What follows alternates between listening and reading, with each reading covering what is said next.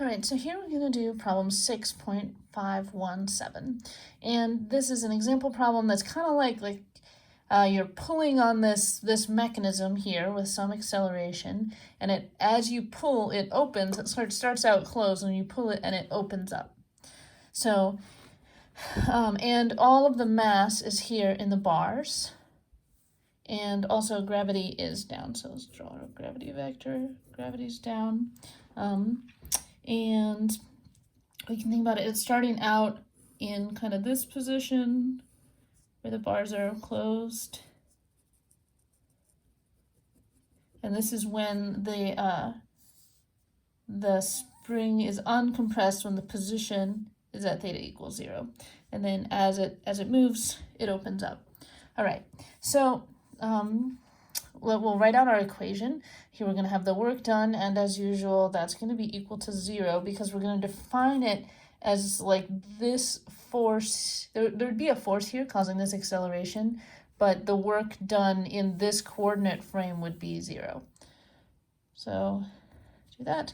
And now this term is going to reflect how some small change in the position, a virtual change in position here, would affect the kinetic energy.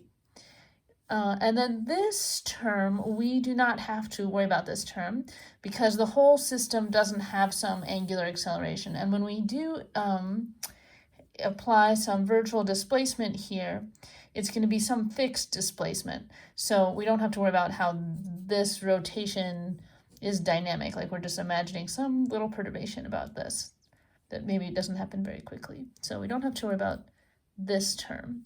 Now that just leaves us an MGH term and a KX dx term.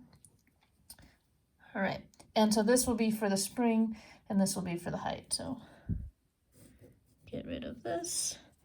So that means we're gonna have our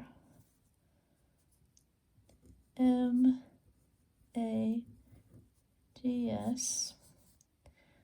plus mg del h. And there's going to be 2 of these because it's symmetric. Plus we're going to have our kx x. So now we kind of need to figure out what these are. This ds has to be in the same direction as the acceleration and at the center of mass. So it's going to be some virtual change in the center of mass position here. And actually the h is the same thing. So it's how high this is moving. So we can define some variable here. It's convenient for us. We can call this height, and as we have to define it in the moving reference frame. Everything has to be defined in the moving reference frame. So we're going to have some height here.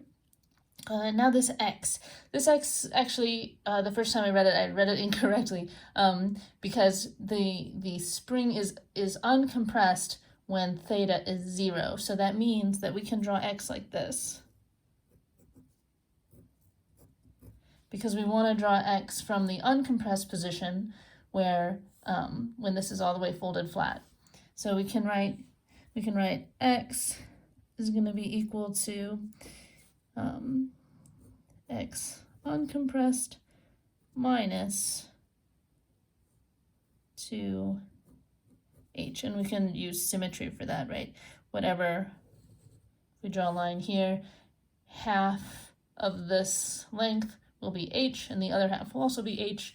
So if this original was like a stop of some kind, right, here at 400 millimeters, then we can write this. All right, so now we need to relate these differences, and you could relate them to changes in theta, but I personally think that's more work, so let's just do this the easy way. So we can say that del x, so some virtual change in x, subject to these constraints would be equal to -2 times some virtual change in the heights. And these are going to be moving the same amount, right? If this one moves, then we'll assume this one's moving the same way. All right, now we just substitute this in here. So we've got our, and let me just, I should draw what that actually would look like, right? So a change in our virtual H would cause this to rotate up, right? So here's some perturbation away from equilibrium that we're talking about. This is kind of a picture of the change in H. And then corresponding to that, then this collar here would also move up, and it would come here, right? And you can see how, you can see how this would move twice as much because there's going to be this effect here, and you can see how it's going to, like, increasing H will decrease X. So that's why we like to see this negative sign here between them. All right, so now we can substitute that in here. So now we're going to have 2m a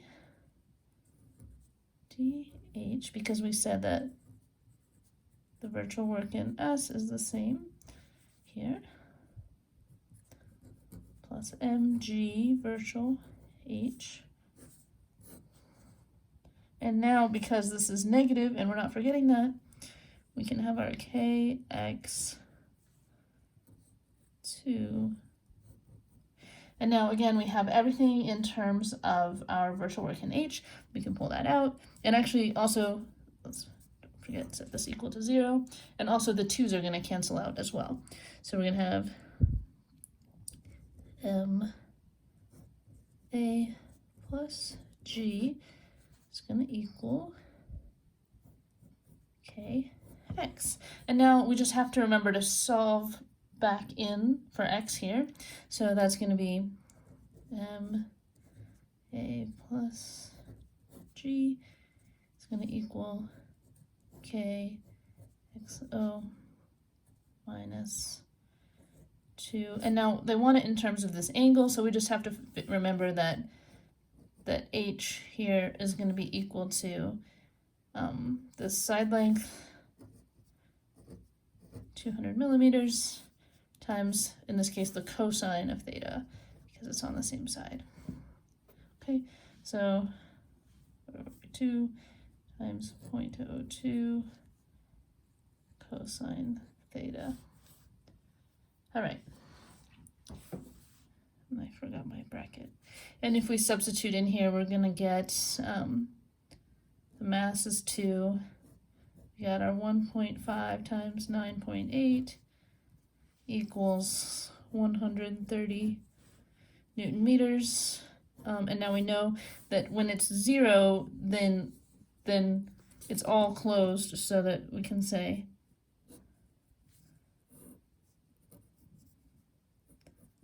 x0 is going to be 400 millimeters.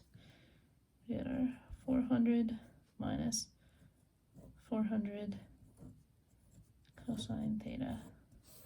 And if you do solve this, then you will indeed get this answer.